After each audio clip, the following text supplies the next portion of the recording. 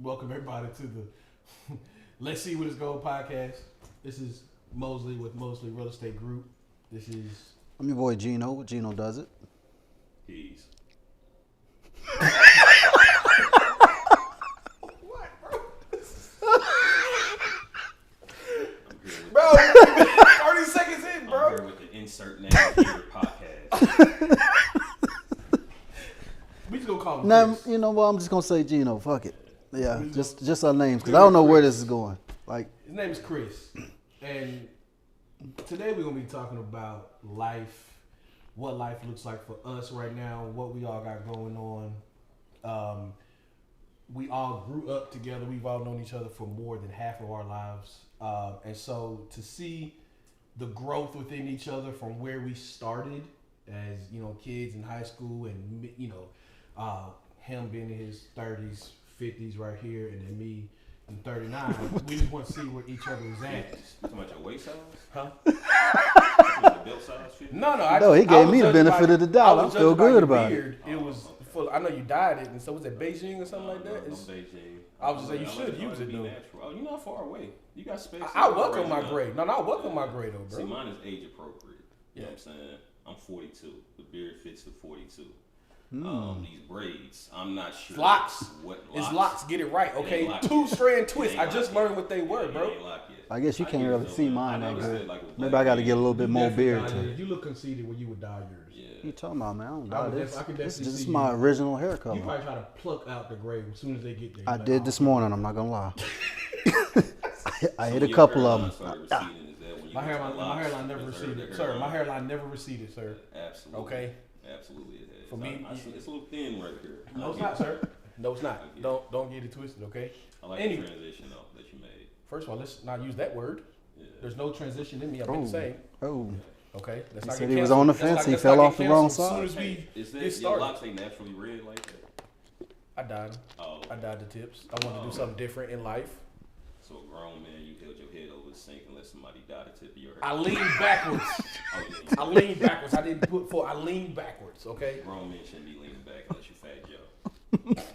He couldn't even lean back. I guess you Backwards. fat Sharon, so Whoa! Hey! Government.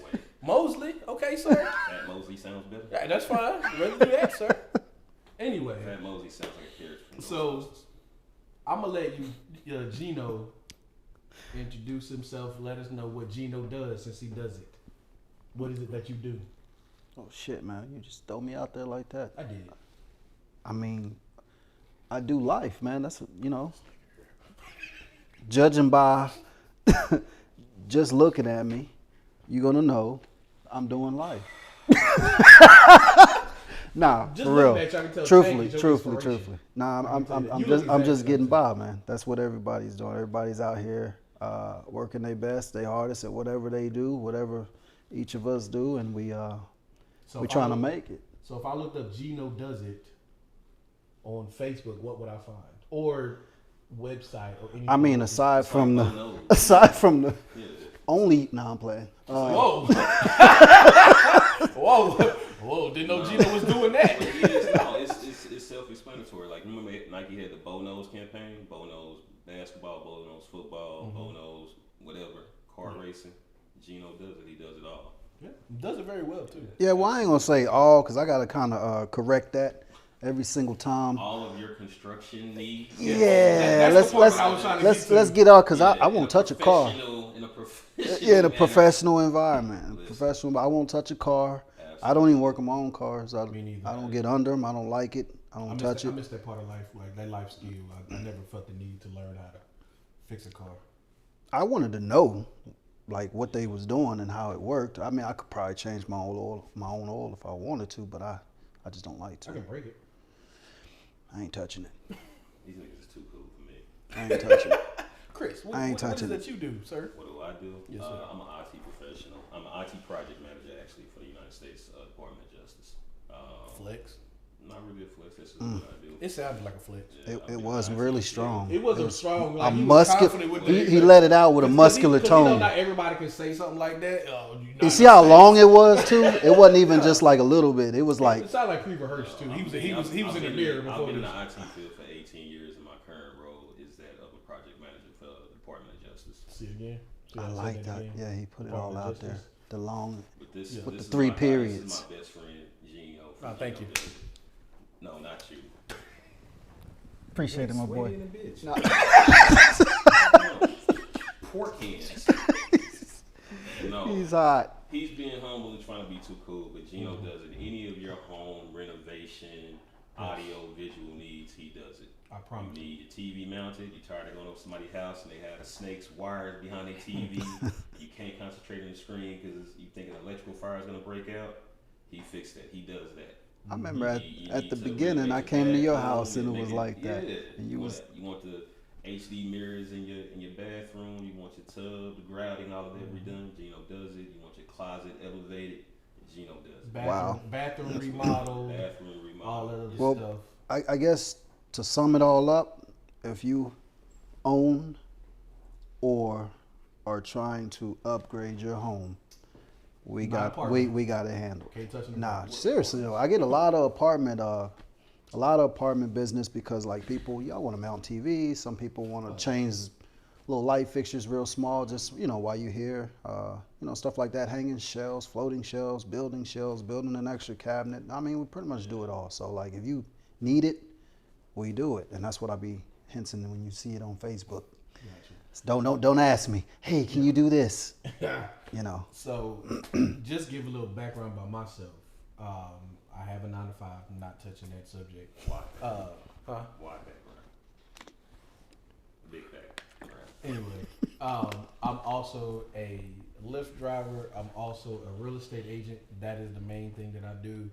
And I'm also city councilman in Glen Heights. Hustler. Yes, legal hustler. Living proof that if he can do it, anybody can.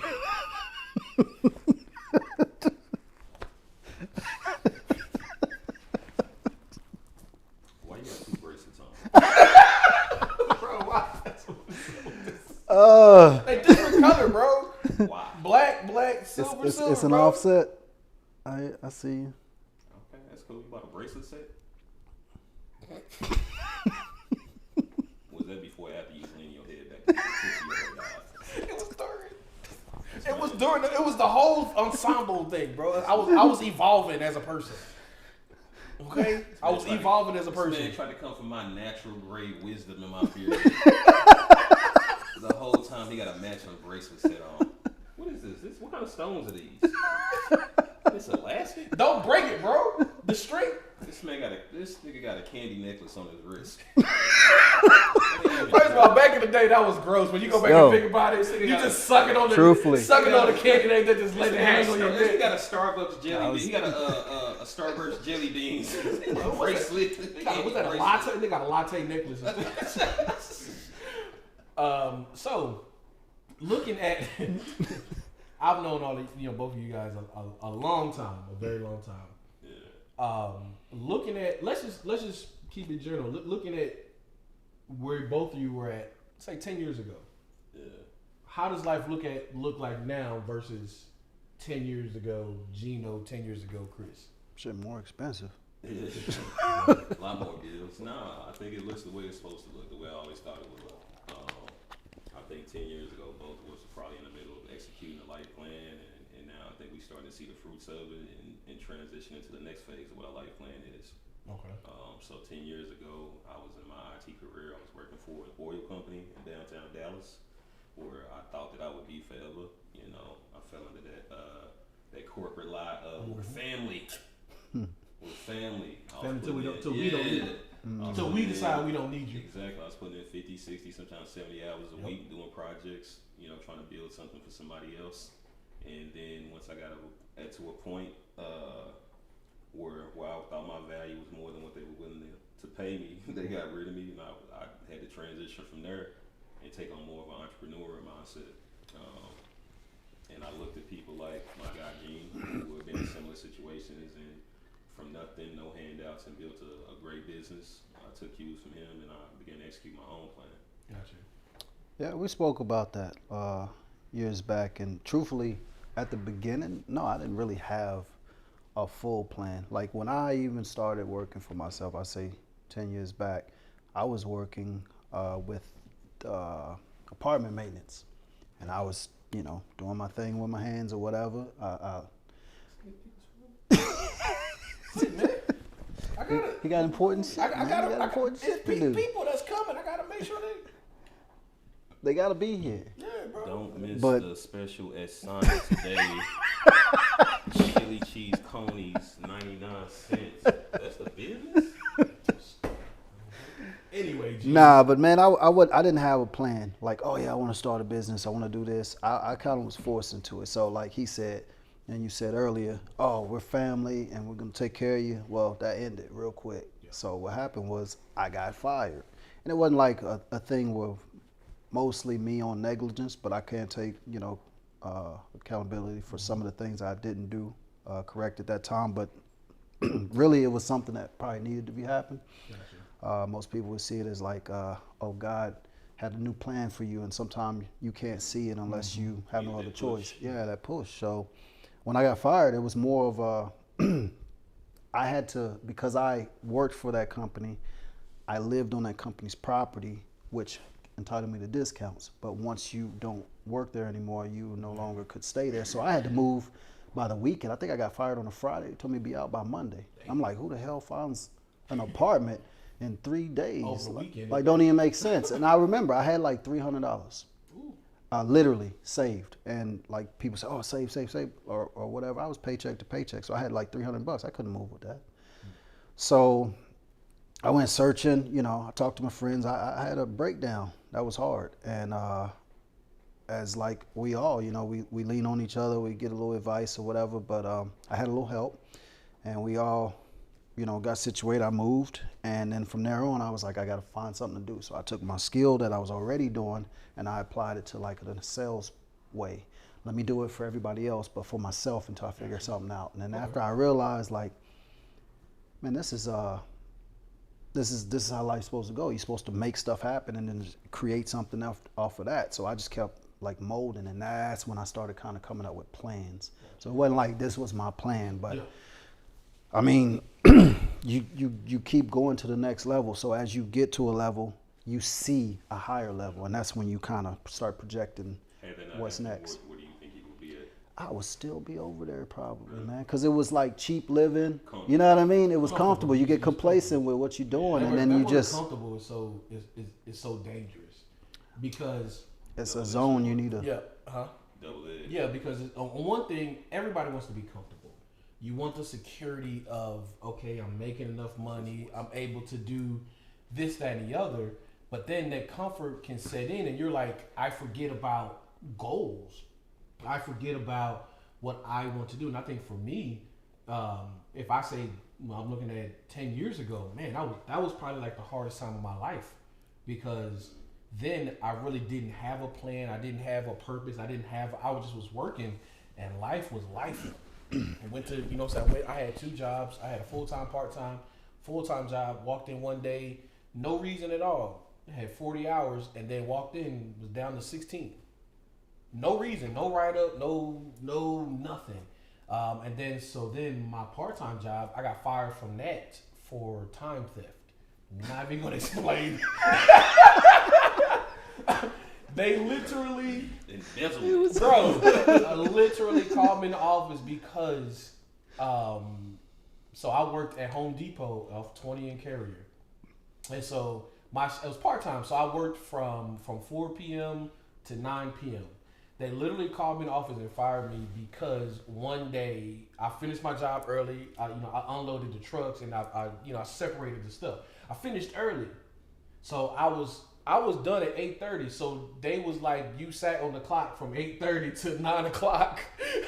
They fired you for doing too good of a job. Doing too good of a job. You should have went slower. Should have found something else to do. Nobody told you to move that fast. And so I didn't even argue fight because I was like, okay. So now I go from 2 jobs, 1 full time, 1 part time, to now I got a 16-hour job and no job.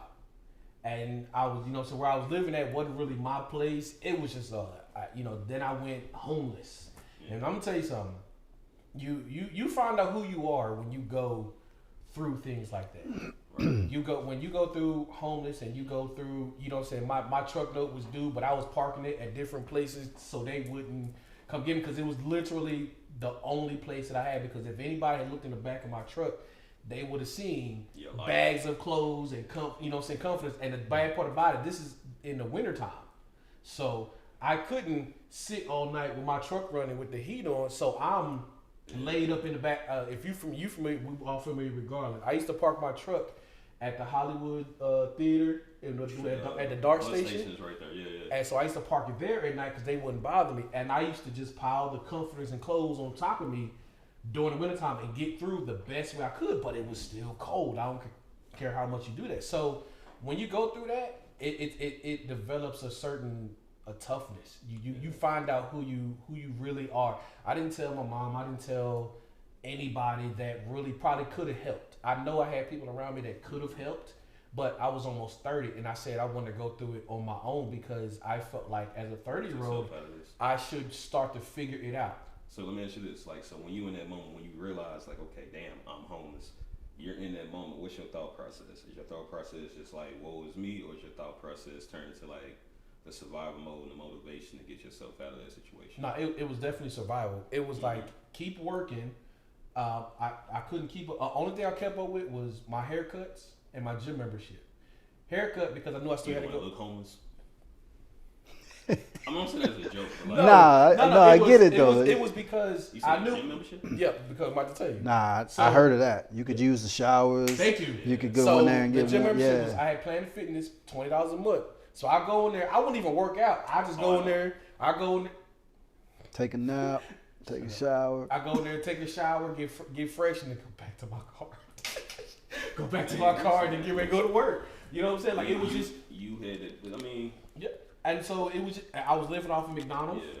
You know what I'm saying? I remember being in my car, and I had boy.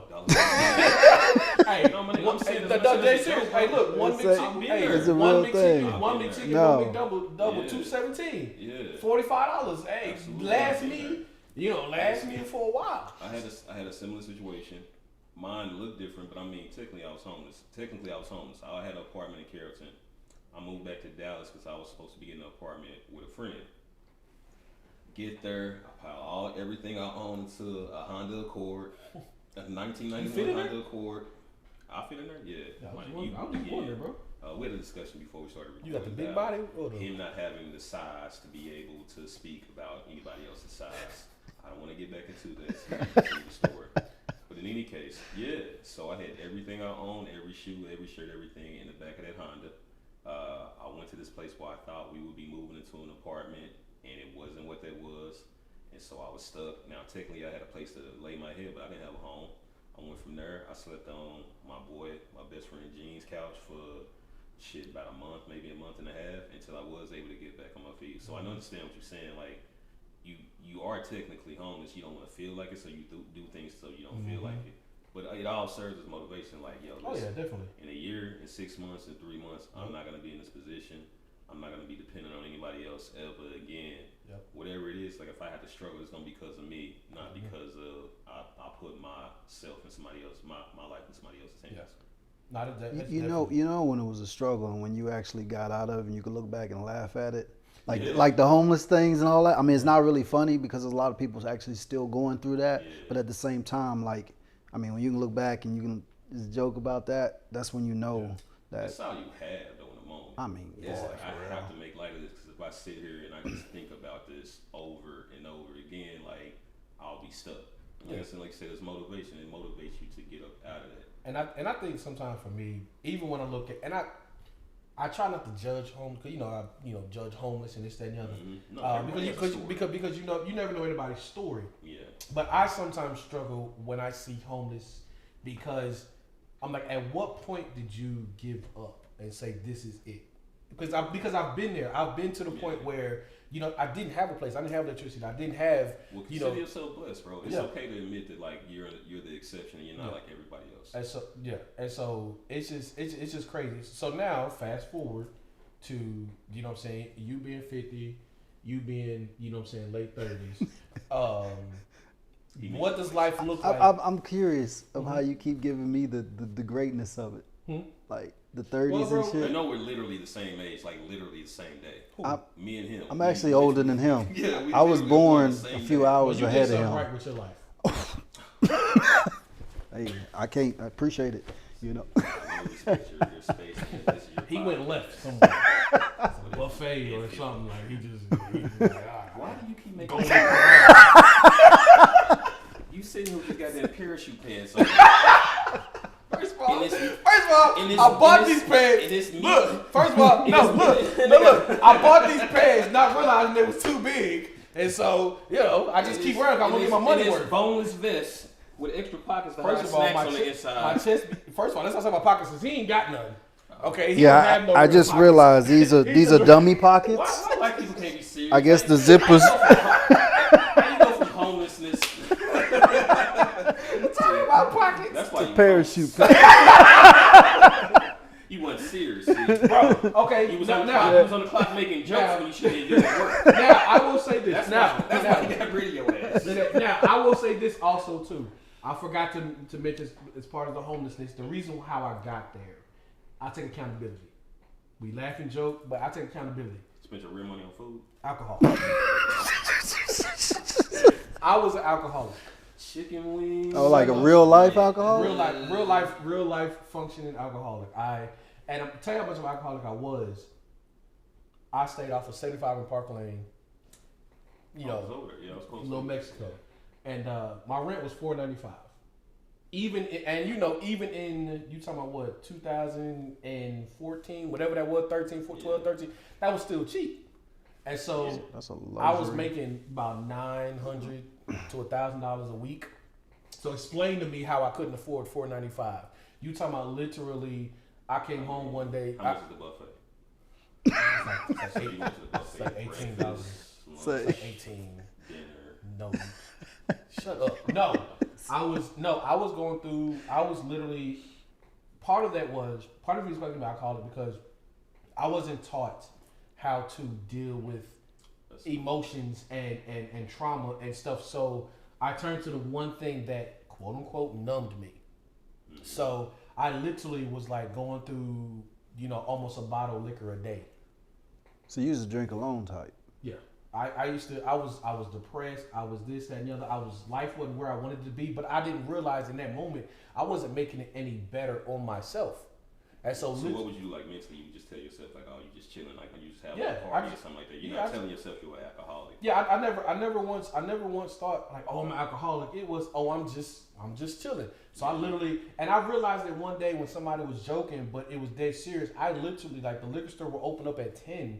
I was there at 9:50, like waiting for the liquor store to open. And then the broker I got, my mind didn't say stop. I would just keep buying the cheapest liquor. Now I'm gonna tell you, right now. You broke when you can't afford Taco Vodka. Taco Vodka, you can get a gallon for $7. Yeah. Instant headache. You probably gonna be destroyed. And I don't care what you mix it with. It's like drinking gasoline. But when I got to the point where I couldn't even do that, and then like I said I literally came home one day trying to change clothes for work, and my door was locked. Yeah. They had locked me out for, I had to negotiate with them to at least let me go in there and get my work clothes. I've had that one time. Yeah. Yeah. And so it was the alcohol because again But I you wasn't saying, taught. like, you see people and you wonder why. It's the same Yeah. thing, right? So you basically what you were going through was like a mental health issue, Yeah. like a crisis at that point. Yeah, I What told you myself. see is, like, you see, like, I work downtown and you see those people, Yeah. and you notice that like their issue in them being homeless is not a money thing. It's not I lost my job. Oh, I see. I used to go. Okay, so like, which one thing I was teaching my kids is like we would make little snack packs or whatever out of Ziploc bags, and we put all the condiments in there and a couple of little good things, and we just go out and like if we catch one that we say, oh, I want to give him something. Yeah. That's what we would get out the window. But I actually went and had lunch with a couple of homeless people a few times. Just kind of, hey man, you want something to eat? I'm going in here, and he came with me. So I sat down, chopped it up with him just a little bit, and I asked him like, do you have something to do? Because I work and I could use somebody who, I'm not saying it's trustworthy or nothing like that, but the thing is he didn't want to. He was like, no, actually this is like more of a carefree life for me. Like, Yeah, they don't want the the worries go down to zero. And to a certain extent, you understand it. To a certain If extent. you look around, everybody makes their choice of like how do you want to live, right? So that's like people who remain like living on the system, living in Section 8, living on welfare, knowing that if you even try to do better in life, you don't no longer qualify for those programs. Yeah. But they have a comfortability with living that lifestyle and they accept it. Like he's saying, the people on the street, they'll accept that lifestyle. They don't want the burden of making rent and electric and insurance and all that type of stuff. Repeatedly every 30 days. That's why I say it's not a. I think when we were younger, we were kind of ignorant to the fact that we thought it was all they don't have the money, they don't have a job, that's why they homeless. Now it's way more complicated than that, and there's a lot of mental health issues in our community. If you ever go downtown, catch the DART train one day and just watch. Oh yeah. You see people are not right. I see people you work with, or people who do have homes and stuff like that, who aren't right mentally or whatever. They not that far. Honestly, none of us are too far from that situation. Yeah, no, boy. I think me and you talked about it before we started recording. Like, we not gonna act like we made it. You know what I'm saying? Like, we not gonna act like we were talking about success and what exactly success is. Yeah, like success isn't a dollar amount. No.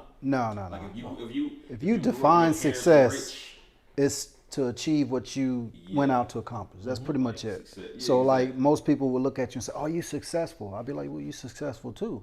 You have a family. You have a wonderful place to live. You decorate that place because that's your success. You've accomplished this place and you decorate it." So what does success look like for Gino? As a successful point, I reach success every week if I ask, and that's only because like if I say I want to be able to do this and I want to accomplish this, if I go in and I go to an estimate and this person has 3 or 4 contractors in there taking bids or whatever, and I know sometimes my bids aren't going to be exactly what theirs going to be, and this person will tell me like, I'm going to choose them because the price is a little right, and I go and talk to them, but they say I choose you because I like your personality, I like the way we interact, you seem like a pretty cool guy, you know, apart from knowing what I'm doing, but me closing that was my success for the week. Like just saying I got that that job over someone else based off of me just being me. What does success look like for you? For me, it's being able to get up every day and go out and provide for my family, and then make it home safely to a loving family. A successful trip. Success is for me. Like I said, there's no dollar amount on that. It's the peace of mind, knowing that things are settled, not having to worry every day. Oh man, I got to pay this today, and in 2 weeks, I'm gonna get paid again for 2 weeks. That's success for me. When I start putting bills on auto pay. Well, that auto pay be like, I should have fucked you up too. I think we all come like, we all have sort of different backgrounds and upbringing, but like my upbringing, like nothing was ever stable. Like we moved a lot. I moved every year from 1st grade to like 9th grade. And when I say move, I don't mean like move apartments. Like we moved states. Dang. Like every year, sometimes multiple times in a year. Gotcha. So stability is success for me. Coming home to my wife is success to me. Being able to provide for my wife and my family, being able to have my friends and family at the crib and feed them and give them liquor and whatever, you know what I'm saying? That type of stuff, spend time with my family. That's always the ultimate level of success for me now. Even with that success, I can be more successful. Like, yeah. You know what I'm saying? I can definitely be more successful. But yeah, that's success to me, man. No, I like the labels. The family thing, that's what I call my peace. That's my peace is my home, my family, my wife, and all that. You know, my success is what I do outside for them. So I rate it different, but like I said, everybody's definition of success can come in different ways. So. I think for me, being successful is, first of all, waking up every day, not having that worry of, that constant nagging in the back. I gotta do this because I have to. Not having a check engine light. Hey, that's different. That hit different though. Yeah. You in your car. That hit different. You see the cops, you don't get nervous. Yes. Oh. When you see a cop. Hey, that's success. That's success. Yeah. I let the window down. Look at them. Look at them while they beside me and shit. Give them a do sign. Can I help you? I'm listening. Yeah. I'm switching it to NWA. Fuck the police. Turn it up. And I think for me, the bigger success is to be able to, real estate is I have a passion for it. I love. You got a real estate voice. Like you was talking one way, and then real estate, like talking about real estate. No, I can definitely switch it up on you. Yeah, you cold switch. No, I can definitely switch it up. You cold switch like that. No, when I discovered, so for me, my focus didn't come till about 35. Really? About 35 was what when. Prompted it? Something had to happen to prompt it to where you say, Sharon. So honestly, it was, so my 9 to 5 that I have, being around people that. Successful people? I'm not gonna say successful. It was honestly just being around people. So when I first went to that job, that was my only job. That was it. I was like, okay, cool. I'm getting paid a lot more money than I'm used to, so that was it. But then, the more I associated with those people, I realized, wait, so you got something else going on outside of this. You got something going on outside of this. So it gave me the mindset of having that extra stream of income. And so once that started to sit in, that's how I started with Lyft. I was like, well, let me just try, you know what I'm saying, Lyft. So I started with Lyft. So then I got into real estate. I went through the process of getting my own house built. And then the guy that I worked with, he was the inspector for my home. We were standing out there, and he was like, he just dropped a gem. He was like, what they sell a house for isn't what, it takes to build it. Right. And then it just set me down a rabbit hole. So I told myself, after I finished getting this house built and everything like that, I'm gonna just look into real estate. And so the more I got into it, and then COVID hit, so then I got my real estate license during COVID. And then so it was just like, when I say I love real estate, I love the good and bad with real estate. Okay. And so when I developed that passion, so you talking about at 35, 36, that was when that light bulb went off, that focus went off. That was like, I want to do something different, because I looked at the job that I had and I was like, I've reached my peak. This ain't your end. Yeah, I looked at who was above me. I was like, I don't want to do that. I don't want to do that. And I'm not going to switch to another department. So this is my ceiling. So I have to do something else. So when that, and then I seen that real estate can offer me the life that I wanted to live. Real estate, honestly, to me, if you do it right, is a cheat code to life. I don't think it has any. I don't think it has any people cap on it. The way that wealth is built in the United States is through real estate. Yeah. Right. I don't, like I say, for example, you can't be considered wealthy if you don't own real estate. Every day. Basically. Right. So you buy a house. Let's say you sit in that house for 2 years. That house might appreciate $100,000, $150,000.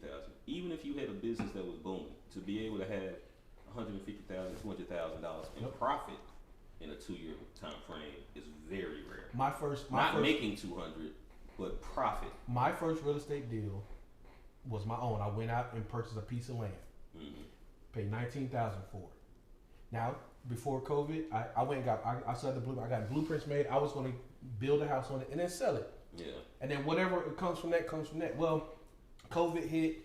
It raised the price of building lumber. It was ridiculous. Yeah. It didn't make sense for me to. So the profit you were originally going to have with building the house, now that's gone because of the But the power of real estate was, so then I put the land after like 8 months. I put it back on the market. Yeah. Long story short, I paid $19,000 for it. Somebody came along the first day and offered, I think, about $60,000 cash. That was you made 300-400% profit. So my mind was like, doing nothing. My mind was like, oh, that's not enough. But then I had to humble myself, and be like, you just made somebody's yearly salary off of one deal, and that's when I realized real estate is a cheat code. Because whereas let's just say the average person right now is working 40 hours. Let's just say they make $4,000 a month. Real estate, you can work 4 or 5 hours, show a couple homes, and do this, that, and the other, and blah blah blah blah blah, and profit 12. Okay. All right. So let's talk about this, right? You were talking about the good and bad. So the good is that what you just described, right? You buy for $19,000, you sell for 60 plus. You made 4,000 and some hours, or whatever. What's the bad side? The bad side about it is that when you do real estate full time, there is no paycheck sometimes. So whereas it's kind of like your salary. Yes. You got to run here, do exactly. So whereas with a job, you're gonna work 40 hours, you're gonna get paid this, and then in 2 weeks or a week you're gonna make this. With real estate, and this is where I can say the bad, I messed up. I got cocky, got my license, was doing good, was doing all this other stuff. I quit my main job.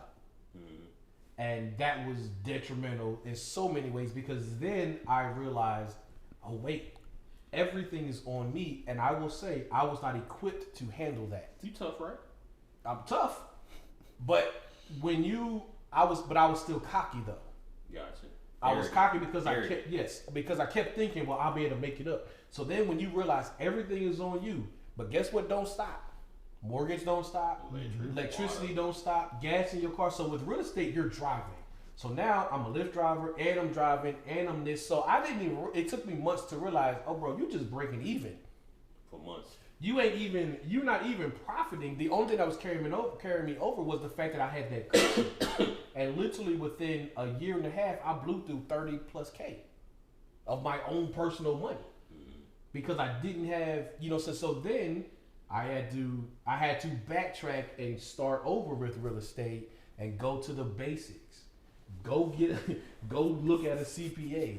It was a lot of basics that I skipped because I dove off the diving board and went immediately to the 100 foot. It is though, bro. Like I think a lot of us we're first generation with stuff, right? So there's no blueprint, there's no game plan, there's somebody to tell. There's you. a full experience. So you're learning as you go. Yeah. There's nobody in your family that's gonna tell you, oh, you're doing real estate, you should do it this way. Yeah. You had this company, you doing construction type stuff, you need to do this. We kind of learn on our own. The good thing I would say is that we have a community within our friendships, right? Yeah. So if I learn something, once I learn it, it's we all have access to it, right? Yep. I never knew about taxes and accounting stuff like that. I met somebody through work who does that, so now I know him. So Gene says, "Oh, something about some taxes." Exactly. Yeah, and Exactly. you keep it in a circle. And that's what I see. And then I think that's what we have to do, right? That's the community. It's knowledge. Knowledge. Yeah, Here's knowledge the thing. is the key to everything. The guy that helped me with real estate to drop he told me, he said what? He said, this is knowledge.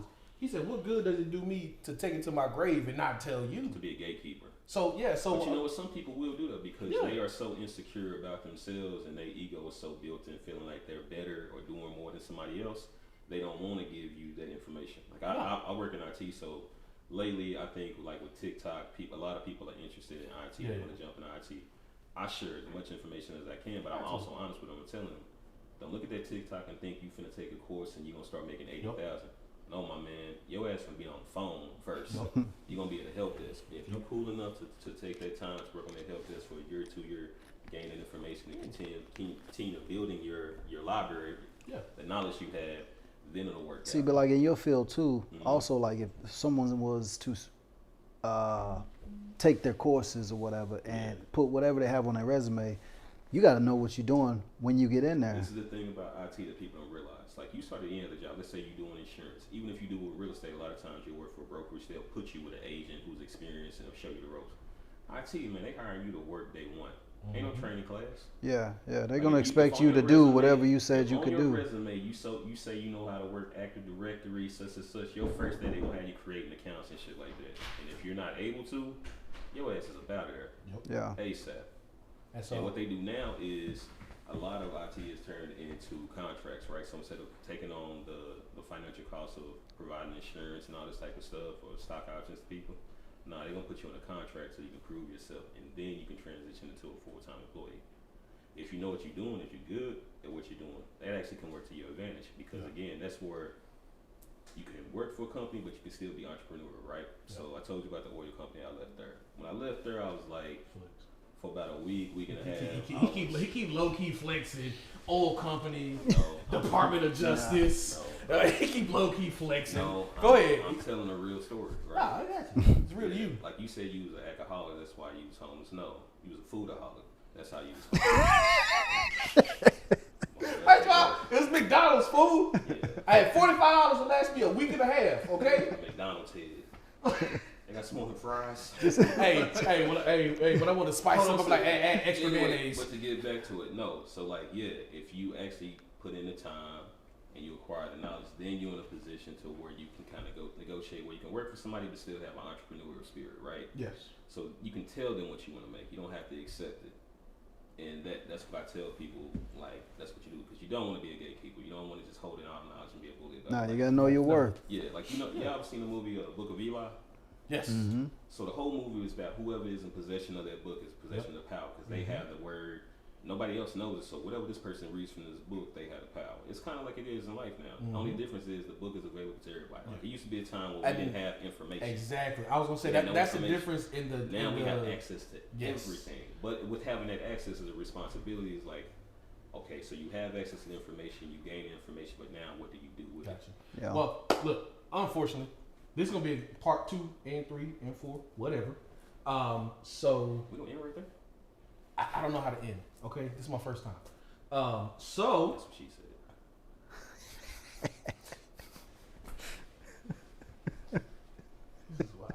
This is why. Yeah, Anyway, every I'm not. I'm changing clothes, fool. Like after you don't have socks on? I got ankle socks, dog. Oh, okay. Damn, bro. Man, you got prove nothing to him, man. This nigga's leg go from calf straight to foot. On ankle. Anyway, it go calf and Achilles foot. Anyway, look, you can look Gino up on Facebook. Gino does it. So, like, it ain't just a Facebook. Just Google. Gino Does It, LLC. You can find us. We got a website that's live and everything. If it's on Facebook, we are on there. I don't do actively on social media, but I'm trying to get to it. I'm trying to get to it. I'm on there, but it's not the advertisement of it. I don't actually get it. You can see me talking on Facebook, but nobody's calling on Facebook for real. I learned that with real estate. Yeah, nobody's calling them. I'm getting the calls from people around the world from Google and stuff. So I actively advertise on the World Wide Web. It ain't on no social media, but I'll be on there, fooling every now and then or whatever, just letting everybody know what they want to know. This is what people want to do. They watching you just so they can see what you're doing in your life, right? Yeah. Ain't nobody watching the Facebook so they can figure out how to do this. Social media is for your haters. Yeah, it's for the haters. So you see me get on there and you be like, "Hi, haters." Yeah. That's what I do. I'm showing you what I am. 200 views, 50 likes. Yeah, that's pretty much how I go, right? Yeah. This is on IT. I don't care much about that. You can find me on Instagram at Heezy the Great. I didn't get into it, but I also have a software PC repair business. It's Victory PC Solutions. You can hit me up on Instagram at Heezy the Great. I also have a podcast as well. It's the Blue Magic Podcast, available wherever you get your podcasts. It's Blue Magic. I was following that for a while. I stand by it. Oh, that's you. He's been asking me to hedge for for a minute. For sure.